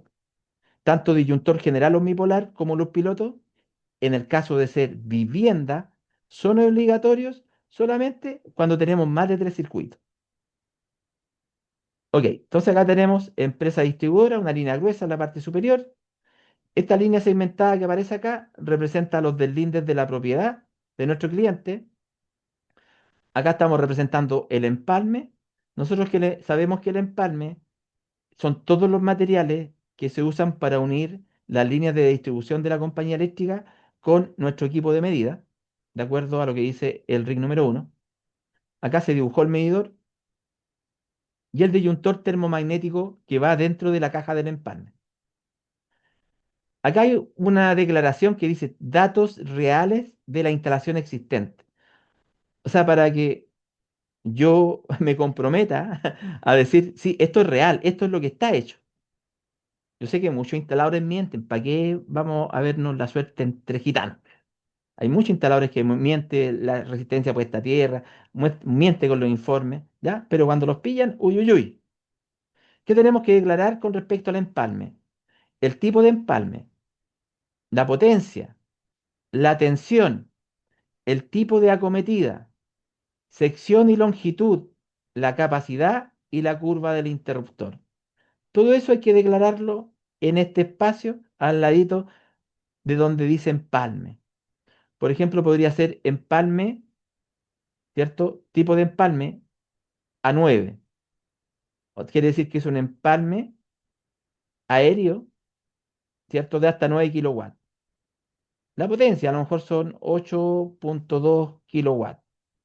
Tensión, 220 volts. Tipo de camotilla, ya lo estamos declarando acá, pero le podemos poner aérea con concéntrico, disculpe la letra, concéntrico de 2 por 6 milímetros cuadrados de sección. Ahí tenemos sección y longitud, capacidad y curva del interruptor. Entonces ahí en la capacidad ponemos, por ejemplo, 1 porque es unipolar por 40 amperes y la curva, ¿cierto? Tiene que ser la más lenta del mercado. Lo que corresponde actualmente es curva D o curva K. Eso es lo que tendrían que instalar las compañías eléctricas, curva D o curva K. ¿Por qué? Porque el RIC número 1 nos dice claramente que la curva de la protección termomagnética que está en el empalme debe ser la más lenta del mercado. Ya vamos a borrar esta cuestión de acá que me quedó horrible. Después, saliendo del medidor, tenemos la derivación al sistema de puesta a tierra. Aquí tenemos sistema de puesta a tierra. ¿Qué tenemos que informar? Hay preguntas. Veamos. ¿Cuál es a ver, pero ¿cuál es la diferencia de la curva K versus la curva C? Yo he visto que instalan pura curva C. Ya. Tanto la curva D como la curva K andan por ahí con el sistema de operación. ¿Ah? Eh, eh, la verdad que la compañía, cuando está utilizando curva C, nosotros como instaladores eléctricos deberíamos hablar con ellos y mostrarle el texto de la normativa que nos dice que tiene que ser la más lenta del mercado y si hacen caso omiso, nosotros podemos dejar una grabación y decirle a la Superintendencia de Electricidad y Combustible lo que está pasando, que no se está cumpliendo con la normativa. ¿Ya? Hay empresas, por ejemplo, Saesa, que ya está instalando curva D. ¿Qué quiere decir curva D? Bueno, vamos a explicar, por ejemplo, D o K que andan por ahí, después tengo la C y después tengo la B. Cuando hablamos de las letras, quiere decir que opera ante el cortocircuito. Una curva D quiere decir que va a operar al cortocircuito entre 10 veces hasta 20 veces la corriente nominal. Por ejemplo, si el automático fuera de 10 amperes, por ejemplo, podría operar entre los 100 amperes hasta los 200 amperes en un cortocircuito. Entendiendo que un cortocircuito, ¿cierto? Es una descarga disruptiva entre dos conductores, habitualmente de diferente polaridad, en la cual aumenta demasiado la corriente y la impedancia es ínfima. Para decirlo en otras palabras, la resistencia solamente del conductor que es muy baja y una corriente que va en constante aumento. ¿Qué es lo que hay que hacer? Hay que tratar de cortarla lo antes posible. Después tenemos curva C. La curva C opera entre 5 veces a 10 veces la corriente nominal y la curva B opera entre 10 a 5 veces la corriente nominal. En ese rango. Estamos hablando del cortocircuito. Esto no tiene que ver con los 10 amperes, los 16 amperes, los 20 amperes. A esto se le denomina corriente nominal. Este número que aparece acá quiere decir que sobre los 10 amperes o sobre los 16 amperes o sobre los 20 amperes va a operar la protección ante una sobrecarga, que es una falla térmica, que va a ser una falla de despeje lento, que incluso se podría demorar una hora en despejar la falla, el famoso disyuntor termomagnético. Termo, sobrecarga, magnético, cortocircuito.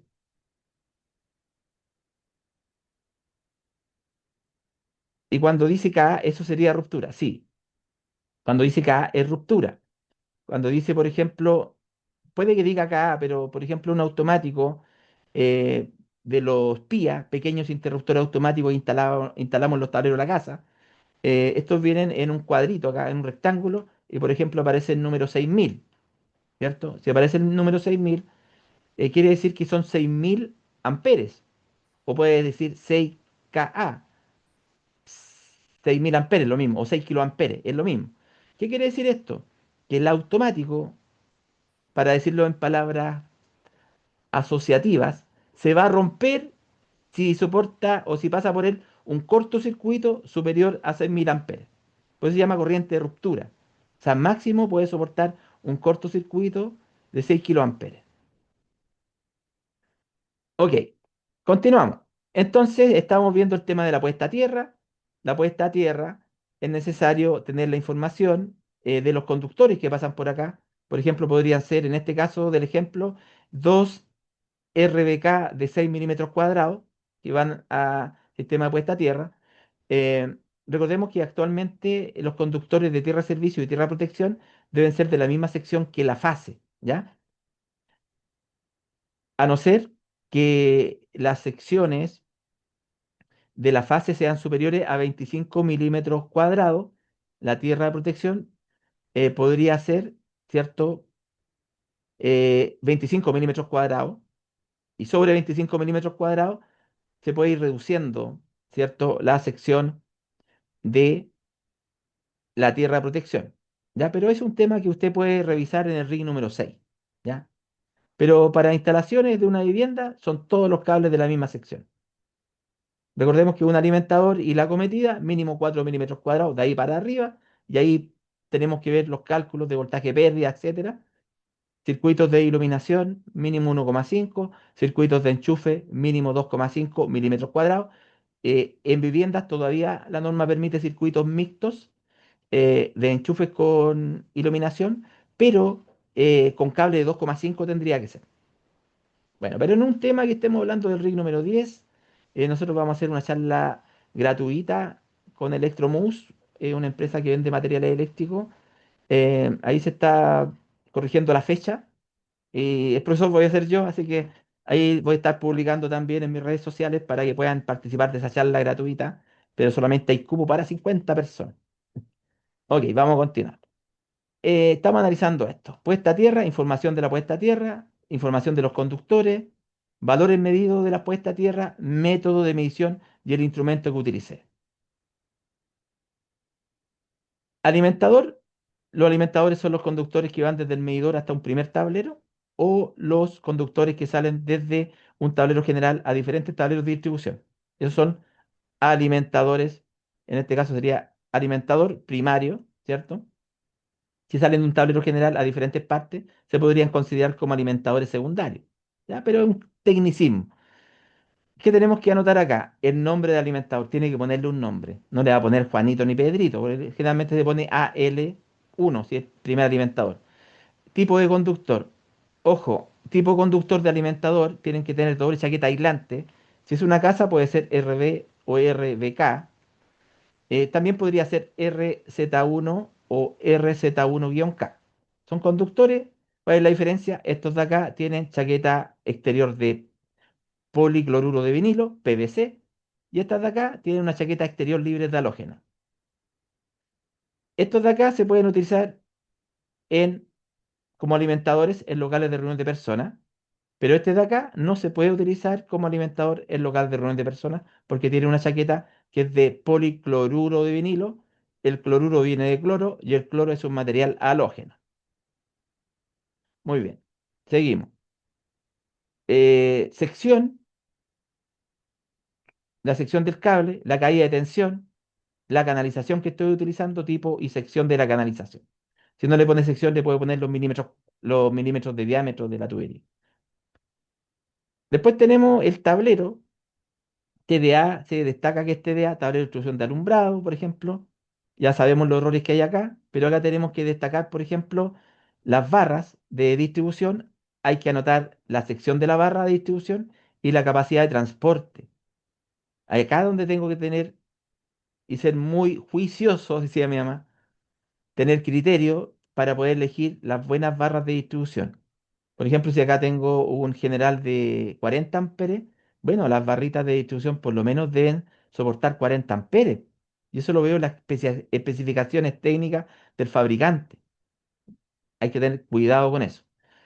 Características del tablero. Yo tengo que indicar, por ejemplo, si el tablero es metálico o plástico, el índice de protección y las dimensiones. Por ejemplo, si el tablero es metálico, le ponemos tablero metálico. Si es plástico, le ponemos PVC o plástico. Las dimensiones, el alto, el ancho y qué tan profundo es el tablero, ¿cierto? Sabemos que el tablero es una cuestión así, es una caja. El gabinete, que la norma lo denomina envolvente, y ese envolvente va a tener un IP, un índice de protección o un grado de protección, el cual habitualmente se representa con dos números. Por ejemplo, en una vivienda, en el interior de la casa, tiene que ser mínimo, le vamos a poner mínimo, IP 41. Mínimo IP 41. En el exterior bajo techo, supongamos que tengo un cobertizo donde estaciono el auto, pero no tiene paredes, es un puro techo, a lo mejor tengo el signo. Ahí tiene que ser mínimo IP 44. Y si estoy 100% a la intemperie, mínimo IP 54. Mínimo. Usted me dice, no, que en la pega le ponemos mayor IP. Felicitaciones, excelente.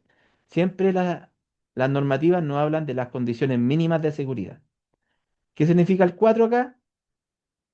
O el 4 acá o el 5 acá. El primer dígito representa la protección que tiene el envolvente contra el ingreso de elementos sólidos. El 4 quiere decir que no debe permitir el ingreso de elementos sólidos de 1 milímetro de diámetro hacia arriba. O sea, no los deja pasar. Y el 5 quiere decir que es estanco al polvo, que ni siquiera el polvo le entra. La segunda cifra o segundo dígito representa la protección que presenta el envolvente ante el ingreso de líquidos. El 1 representa que el tablero o el envolvente tiene que resistir un goteo vertical. O sea, una gotera vertical la tiene que resistir. Y el 4 quiere decir que tiene que soportar proyección de gotas en todas direcciones. Por ejemplo, si tengo acá el poste, tengo el medidor acá, y acá se me ocurrió poner un tablero general en la parcela, y justo acá le puse un aspersor de agua y tira agua así para arriba, el tablero lo tiene que soportar.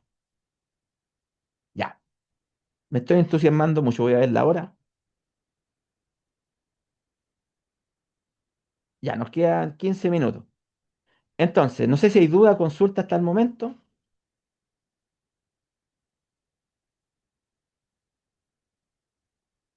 Continuamos. Las protecciones. Esta protección general, las protecciones de los circuitos y las protecciones diferenciales. Ya, eso es lo que vamos a hablar ahora. Como buenos electricistas, como buenos electricistas, nosotros tenemos que saber cómo actúa una protección termomagnética a diferencia de una protección diferencial. La protección termomagnética que nosotros llamamos automático es una protección para los conductores de nuestra instalación. O sea, protegen la instalación. El diferencial va a actuar para proteger a las personas. Ya sabemos que el disyuntor termomagnético actúa por la parte térmica ante el cortocircuito y en la parte térmica ante la sobrecarga. Pero el diferencial va a actuar cuando exista una fuga de corriente. Es decir, si tenemos un diferencial monofásico, si este está sensando que la intensidad de corriente que pasa por fase y por neutro tienen una diferencia del orden de la sensibilidad, por ejemplo, los 30 miliamperes, el diferencial va a actuar abriendo los contactos para impedir un contacto indirecto o cuando una persona entra en contacto directo con un conductor, va a pasar por el cuerpo de esa persona un valor de corriente en miliamperes, que en el caso de la sensibilidad del diferencial serían 30 miliamperes, que son 30 miliamperes que no están retornando al sistema. Y ahí el diferencial actúa y le salva la vida a la persona. La norma 4, perdón, claro, la norma 4 del 2003 exigía diferenciales solamente para los circuitos de enchufe. En vista de que muchas personas se electrocutaron cambiando una ampolleta, se exige diferencial para todos los circuitos. Esto no quiere decir exclusivamente que yo ponga un diferencial por cada circuito. La norma me permite asociar un diferencial con un máximo de 3 circuitos siempre que se cumplan ciertas condiciones. Para ello, lea el pliego técnico número 2 de tableros. Entonces, ¿qué tengo que indicar? Por ejemplo, ya supongamos que tengo el disyuntor termomagnético. Marca. Le vamos a poner Chin. Chin. Una buena marca, es buena marca la Chin, está certificada y viene muchos años acompañando. Después dice capacidad en amperes. Ya, supongamos que el circuito es de iluminación, el número 1 por 10 amperes. Después nos dice corriente de ruptura en kiloamperes, ya, supongamos 6 kiloamperes. Y después la curva de operación, la Superintendencia para Circuitos de Iluminación nos aconseja o nos sugiere curva B. ¿Podría hacerse? Sí, podría hacerse. Pero eso es lo que hay que indicar por cada una de las protecciones. Veamos los diferenciales. Protección diferencial, la marca. Vamos a ocupar la misma marca. Vamos a ocupar marca Chin. Tipo de diferencial. ¿A qué se refiere tipo diferencial? Hay diferentes tipos de diferencial. Hay diferenciales, ¿cierto?, que son solamente para corriente alterna, otros que son para corriente alterna y para corriente continua pulsante, otros que son para corriente alterna, para corriente continua pulsante y para corriente continua directa. Acá le vamos a poner que se trata de un diferencial tipo AC, que es para corriente alterna. Después, capacidad nominal. La capacidad nominal son los 2 por tantos amperes. Supongamos el más común, 2 por 25 amperes. Y después viene la corriente diferencial, que es la sensibilidad. Le ponemos 30 miliamperes. Y así lo indicamos por cada uno de los diferenciales. También es importante indicar acá abajito de cada circuito a qué corresponde. Aquí le pusieron iluminación enchufe, iluminación enchufe. Puede ser iluminación primer piso, enchufe es de primer piso, iluminación segundo piso, enchufe de cocina, no sé. Ahí lo va viendo de acuerdo a los requerimientos. Y eso es lo que hay que hacer en el diagrama unilineal. Acá tenemos los cuadros, diferentes tipos de cuadros. Existen los cuadros resúmenes de carga, existen los cuadros resumen de alimentadores y subalimentadores, existen los cuadros de alumbrado, cuadros de fuerza, cuadros de clima. Esos son los que aparecen en el RIC 18. Pero yo puedo poner un cuadro de carga de emergencia, cuadro de carga de computación, por ejemplo, cuadro de carga de clima. Pero estos son solamente versiones y tal como dice acá abajo, de acuerdo a las necesidades, se pueden suprimir o aumentar columnas. Este cuadro es un cuadro básico y en función a las necesidades podrán suprimirse o agregarse otras columnas para identificar otros consumos de alumbrado no detallados en el modelo. Ok, veamos el cuadro resumen de alimentadores. A mí me dio mucha risa en el año 2021, me salió un proyecto de una vivienda. Una vivienda. Era súper simple, pero la construimos de acuerdo a la nueva normativa. Cuando declaré para el T1, me lo rechazaron. ¿Y por qué me lo rechazaron? Porque no le puse el cuadro resumen de alimentadores. Y yo les decía a ellos, pero ¿por qué me lo rechazaron si tengo un solo alimentador?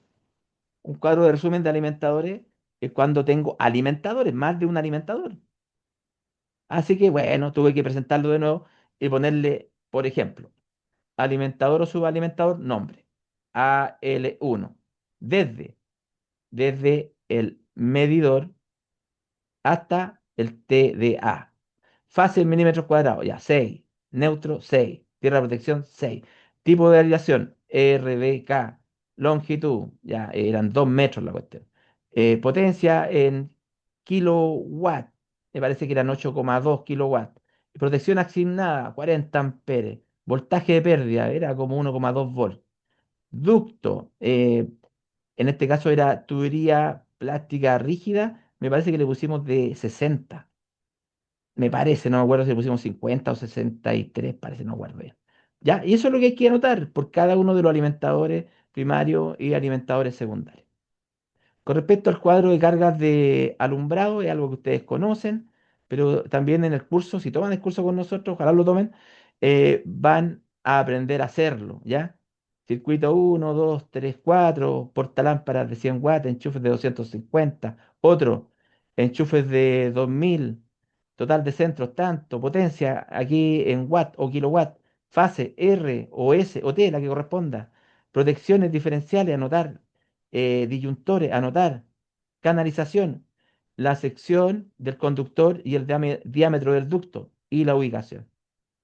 Es muy importante que esto lo sepamos realizar, ya que cumplamos con lo que exige la norma. Supongamos que tenemos circuito número 1 y tenemos 10 portalámparas. Enchufes no tenemos, otro no tenemos, total de centros 10. Si no tenemos una potencia asignada, cuando son portalámparas, los tenemos que declarar a 100 watts como mínimo. Y por lo tanto, la potencia de este circuito van a ser 1000 watts. Fase, ponemos por ejemplo R. Si ponemos R, quiere decir que estamos ocupando la fase de color azul. Si ponemos S, quiere decir que estamos ocupando la fase de color negro. Si ponemos T, quiere decir que estamos ocupando la fase de color rojo. Pongamos T porque la que más ocupan es la fase roja. Protecciones diferenciales, ya 2 por 25 amperes, 30 miliamperes. Disyuntor, 1 por 10 amperes. Conductor, aquí puedo anotar el tipo de conductor. Por ejemplo, R, perdón. Puedo ocupar, por ejemplo, un NIA en una casa, un super NIA. H07V. H07V-K, un Super NIA de 1,5, ¿lo puedo ocupar en una casa? Sí, no hay ningún problema. Ducto de 20 milímetros de diámetro. Ubicación, toda la casa. Disculpen la letra. Cuadro resumen de cargas en una instalación cuando tengamos diferentes tipos de servicios. ¿Cuáles son los servicios? Por ejemplo, alumbrado, fuerza, calefacción, clima, computación, etcétera. Cuando tengamos varios tableros, diferentes servicios, o en un mismo gran gabinete, en un armario eléctrico, donde tengamos un disyuntor general y varios servicios. Por ejemplo, yo puedo tener un tablero de distribución de alumbrado, fuerza y calefacción. Tengo tres servicios: alumbrado, fuerza y calefacción. En ese caso tengo que utilizar un cuadro resumen de carga y voy indicando acá, por ejemplo, cantidad de circuitos, la potencia, tanto en TDA, TDF, TDC, o lo puedo ir variando de acuerdo a los requerimientos del proyecto. Informe de imágenes. Y con esto yo creo que vamos terminando, estimados alumnos. Exigencia del informe de imágenes. Será obligatoria su presentación cada vez que el proyecto requiera una memoria explicativa de acuerdo con lo indicado en el punto 6.2.1. O sea, si usted está haciendo una instalación eléctrica de una casa habitación y es menor a 10 kilowatts, no es necesario el informe de imágenes. Sí es recomendable sacar una foto cuando usted midió la tierra, la resistencia puesta a tierra, sacar una fotito. Antes de comunicar la puesta en servicio de la instalación, el instalador deberá realizar un informe de imágenes que muestre gráficamente la instalación ejecutada, el que deberá contener como mínimo los siguientes puntos si corresponde, respetando el siguiente orden. Numeración de la propiedad, foto donde aparece la numeración de la casa, de la oficina, de la empresa. Sacarle foto al tablero general, la puerta exterior, la cubierta cubre equipos y la instalación interior. Junto a su rotulación, nombre del tablero, nombre de los circuitos, equipo de medición, etcétera. El tablero de distribución con lo indicado en el número 6422 precedente. Tablero de banco condensadores si existe y tablero de transferencia automática si existe. Las canalizaciones, sacarle fotos, si es canalización subterránea, fotos a las cámaras también, a la clase, ¿cierto? Al tipo de conductor, de ducto, perdón, que son 4 dígitos que viene impreso en el mismo tubo. Si hay canalización aérea, sacarle fotos a los postes, a los anclajes. Y cuando tengamos un sistema de puesta a tierra nuevo, tendríamos que mostrar imágenes cuando estamos construyendo la malla, por ejemplo, como esta que está acá, donde hay unos viejos ahí que están en la excavación, eh, ya le están echando erigogel a la cuestión. Este señor de acá lo estaba midiendo el sistema de puesta a tierra con un telurómetro y sacando fotos de acuerdo a vamos avanzando, ¿cierto? Con la hora.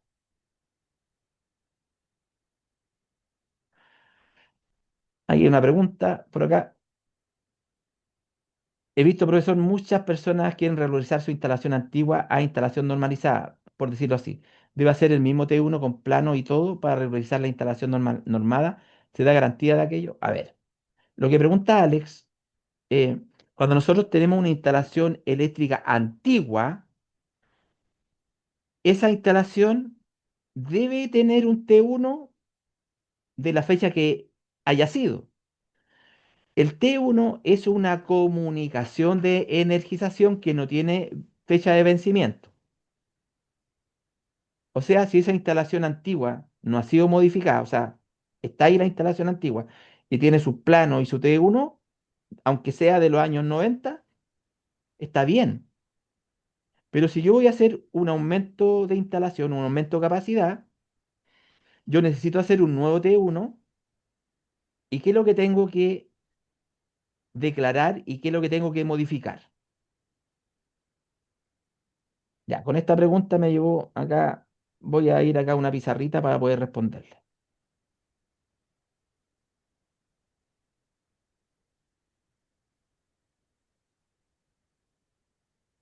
Supongamos que usted tiene una instalación eléctrica, esta es su casa, aquí tiene el tablero, y este tablero usted hizo, hay un circuito existente, una instalación eléctrica existente. Disculpe, voy a dibujar con lápiz nomás. Ahí tiene iluminación, ¿cierto? Ahí tiene la ampolletita de la instalación existente, le pone el número circuito, por ejemplo, 1 y le pone existente. Porque existe ya, está funcionando. Después, a lo mejor tiene circuito 2, a lo mejor es de enchufe, a lo mejor le dibujo un enchufe y le pone circuito 2 existente. Pero si usted tiene modificaciones, lo hace con rojo acá, a lo mejor usted hizo una cocina y declaró a lo mejor 3 enchufes acá de cocina. Todo lo que estoy haciendo con rojo, usted lo tiene que declarar como aumento de capacidad y además el tablero lo tiene que modificar porque la alimentación viene de ahí, del circuito, y además el alimentador del tablero. ¿Por qué? Porque si hay un aumento de capacidad, lo más probable es que tengamos que aumentar la corriente, aumentar la potencia y aumentar las secciones de los conductores, sobre todo el del alimentador. Si cambiamos la sección del alimentador, vamos a tener que cambiar la tubería. A lo mejor teníamos una tubería chica, ahora tenemos una tubería de mayor diámetro. El tablero vamos a tener que modificarlo porque estamos interviniendo el tablero al poner un circuito nuevo. Y toda esta instalación, todo eso que está con rojo, debe cumplir la nueva normativa. Lo otro puede quedar existente. ¿Ya? Es importante saber. Uy, Mauro, justo estamos terminando la clase, Mauro. De todas maneras la Sí, estamos grabando. ¿Ya? Ahora, estimado, si tú, no sé si estás en el grupo de WhatsApp, si no me escribes por teléfono a mi número de WhatsApp, puedo mandarte la grabación de esta clase. Ok, nos queda poquitito. Informe de imágenes de aparatos eléctricos, interruptores y enchufes. Mire, qué interesante lo que hice acá. Cuando hablamos de aparatos, hablamos de interruptores, enchufes, de automáticos, de diferenciales. Esos son aparatos, ¿ya? Para que tengan ojo con los conceptos. Ojo con los conceptos. A ver, aquí me escribieron un texto bíblico. Sería modificar solo en caso de aumento de potencia, es decir, indicar para qué se requiere el aumento con detalles de aquellos requisitos, por decirlo así. Me refiero en caso de que el cliente quiera normar lo que tiene, mejorar el tablero diferencial. Pues. Ojo, si no tiene T1, si el cliente no tiene un T1 de la instalación antigua, va a tener que presentar, actualizarla. actualizar la instalación completamente. Sí, ¿Ya? Si no tiene T1 que diga, ah, ya hay un responsable de esta instalación, va a tener que actualizarla completamente. Y recuerda que, por ejemplo, en los años 80, los años 90 utilizaban tubería 16 y cable 2,5, por ejemplo. Y ahora, si ocupo 2,5, tengo que ocupar mínimo tubería 20. Incluso los circuitos de correcto. iluminación, donde paso más de 3 conductores de 1,5, tengo que utilizar tubería 20 sí o sí. Entonces ya es una modificación bastante importante. Circuito exclusivo para enchufes de cocina y o lavadero, circuito exclusivo para horno, circuito exclusivo para encimera. Así que ojo con esas modificaciones. Equipo de iluminación, sacarle fotos. Debe entenderse que las imágenes solicitadas son una representación de la instalación en general. En caso de que la instalación cuente con un sistema de respaldo, también sacarle fotos a la UPS, al generador, a las baterías, etcétera. A la placa, a las protecciones, a las canalizaciones.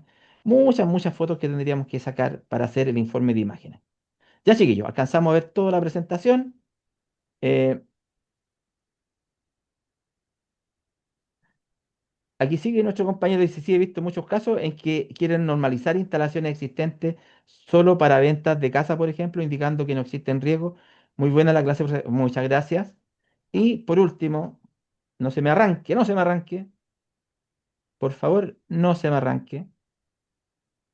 Es importante esto. Recordemos que vamos a iniciar, dependiendo de la cantidad de alumnos que quieran hacer este curso. Recuerden que el curso va a ser de AutoCAD, aquí estamos hablando de RIC 18. Proyecto de electro en AutoCAD desde cero, le van a enseñar a hacer una línea, a hacer los símbolos, los enchufes, todo. Si no tiene AutoCAD, el profesor le va a enviar una versión gratuita de estudiante para que la pueda utilizar. Horarios de clase, Espectacular. horarios de clase martes de 20:45 a 22:45, 2 horas. Jueves de 19:30 a 21:30 horas, 2 horas. Sábado de 18 a 20 horas. Ya, este es el horario de clase. Recordemos nuevamente los días. Bueno, hoy día tenemos esta clase el día 9. Ya estuvimos 2 horas, así que le vamos a agregar 2 horitas más al curso. Sería de 22. 12, 14, 16, 19, 21, 23, 26, 28 y 30 de agosto. Y la última clase sería el 2 de septiembre. Si usted no puede participar en alguna de las clases, no se preocupe porque vamos a estar grabando todas las clases. Y las vamos a Genial, subir, profe. y las vamos a subir al grupo de WhatsApp al día siguiente. Recordar también, bueno, que el curso tiene un valor de 80.000 pesos. Es el valor del curso. Es una inversión. Ya todo lo que sea aprendizaje es una inversión para su carrera. El nombre promocional de este curso es Proyecto Eléctrico desde cero, pero no solamente vamos a ver el proyecto eléctrico, sino que también vamos a ver documentación e inscripción SEC, para que usted aprenda también a conocer toda la documentación que es necesaria y se va a llevar una biblioteca muy grande de documentos que les va a compartir el profesor, ¿ya? Que el profesor es experto en proyecto eléctrico, es uno de mis proyectistas. Ya yo trabajo con tres socios corporativos, tres proyectistas. Así que él es uno de los más destacados, de los proyectistas que ha trabajado conmigo. Ya yo les mostré al principio de la clase a los que se están integrando recién, les mostré algunos proyectos. ¿Cómo se hace para pagar el curso? ¿Se paga por transferencia o por alguna web? Se paga por transferencia, eh, transferencia electrónica. Contácteme, más 569-978-62584. Ese es mi contacto. Prefiero que me escriban por WhatsApp. O bien me escribe a info@ingenioeléctrico.cl. Sáquele un pantallazo a esto. Si usted no está en el grupo de WhatsApp, por favor, hábleme, escríbame, yo lo incorporo inmediatamente y voy a subir la grabación de la clase el día de mañana. Consultas, dudas finales, estimados alumnos.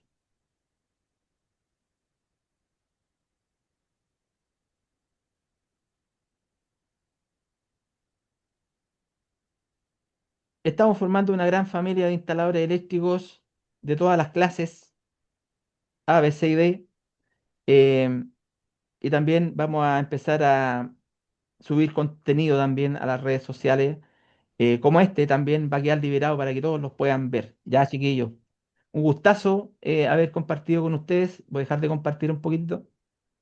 Muchas gracias por estar acá con nosotros. Y bueno, les deseo lo mejor. Nunca es tarde para seguir aprendiendo. Me escriben si quieren participar en el curso. Necesito un mínimo de alumnos para poder comenzar ya el día martes con nuestro profesor. Así que estoy a la espera para que le demos adelante con este nuevo desafío. Muchas gracias por haber participado con nosotros. Bendiciones y éxito en sus proyectos. Recuerda, somos Ingenio Eléctrico, Capacitaciones Técnicas. Muy buenas noches. Buenas noches, profesor. Hasta luego. Buenas noches.